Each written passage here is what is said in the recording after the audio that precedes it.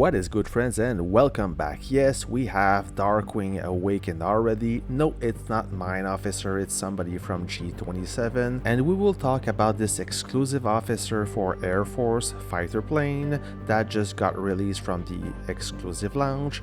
We will talk about his skills, what it can do for you on the battlefield, and we will run some tests against a real player just so you realize how strong he is. If you friends are not familiar with the exclusive launch, it's an event that revolves every month, and in the exclusive launch you will find a few exclusive officers. Those exclusive officers, they are much more powerful than the regular one, but the catch is to unlock and awaken them, you need a lot of money. They are not cheap, but you get for what you pay. Of course, you can upgrade them slowly by converting beer tokens into cocktail tokens, but that will only get you to a certain point. If you want to continue your journey, you have to purchase launch special packs that will speed up your progress. There's different packs, and just to give you an idea, every officer have 4 skills, and in the exclusive launch figure about between 400 and 600 USD per skill to fully awaken that officer skill. So it's between 1600 USD to 2400 USD depending of your luck. There's not a set number as it's random.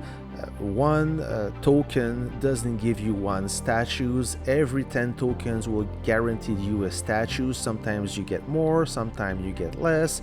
It really depends on luck. Most of the time it's a 2-step process, meaning that if you purchase every pack in the exclusive launch, you will not awaken an officer completely. You have to do it in 2 steps, unless you purchase some tokens and you didn't use them in the first round. Then you can proceed to awaken the exclusive officer in only 1 round. Let's talk about this officer, Darkwing. He's an ace pilot, he's very strong, and by the look, he looked like he could be the spokesperson of Bud Light, but don't get this look fool you. He is a very strong officer. We're gonna go through his skills, analyze them, and we're gonna figure out how those skills affect you on the battlefield. The key word of today is critical strike. You will hear this word quite a lot as his skills revolve around the critical strike. His first skill, tactical skill, shadow strike. If this officer is in a fighter plane troop, its normal attack deal up to 40% extra damage and have a up to 10% chance of being a critical strike, dealing 150% damage.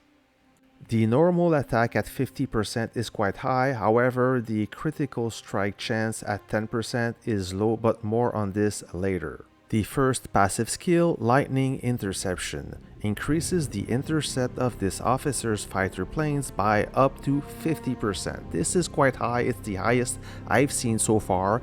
The interception is when your plane get into contact with another plane. It will deal a lot more damage the very first second. That is called the interception.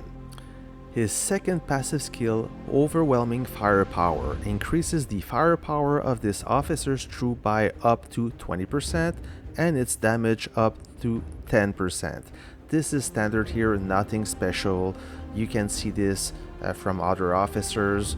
It's okay, nothing to rave about. His third passive skill, Hunter's Instinct. This is where it gets interesting. It's a special skill. This officer's fighter plane troop has a 30% chance to gain up to 20% increased tactical strike rate for 4 seconds every time it destroys an enemy Air Force unit.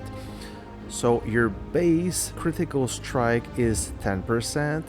Every time he shoot down an enemy plane, he got 30% chance to gain 30% critical strike rate for every seconds.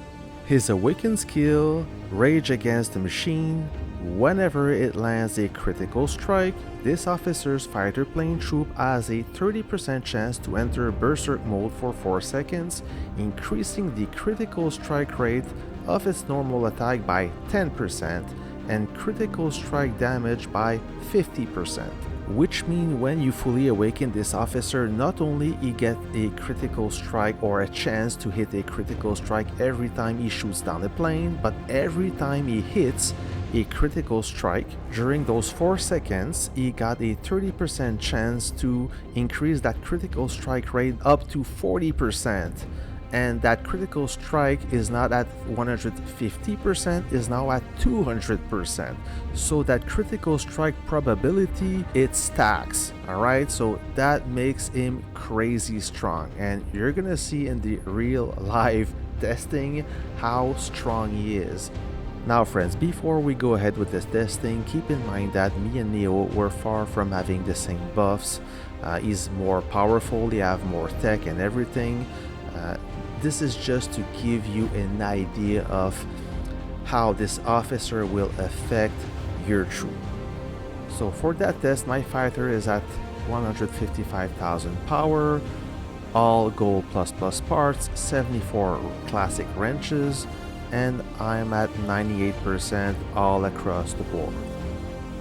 Neo's fighter is a Liberty at 131,000 power, 9.2 stars, all gold plus parts, no wrenches, and 0% across the board. We're gonna go ahead with the dogfight. He got Bladewing as a leader and Darkwing as a aide. I got Bladewing as a leader and Silver Comet as an aide. As you can see, now he's making progress slowly despite having a lower power output. He's eating my planes away, not losing too much troops. He's moving around a little bit, that doesn't affect anything. And he will become the victor. Not an easy win, but far from losing. So there you go, I got defeated and he got a few planes left. We're gonna see the battle report. Despite having a stronger unit, I lost all my fighter planes and I only managed to kill 60 of his. We will repeat the test with the same setup. The only difference is he will switch Bladewing with Darkwing to see if this swap will affect the result. Now we're engaging and he's shooting me down one by one. You notice the intercept attribute that is quite high. I'm trying to survive here, and keep in mind that Neo have a little bit more skin set buff and a little bit better airplane technology.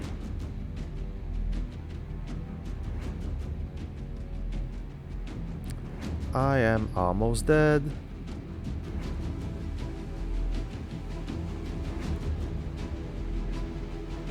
And there you go. Alright, just by switching officers, this time I only managed to kill 54 of his units instead of 60, so a better result having Darkwing as a commander and Bladewing as the aide.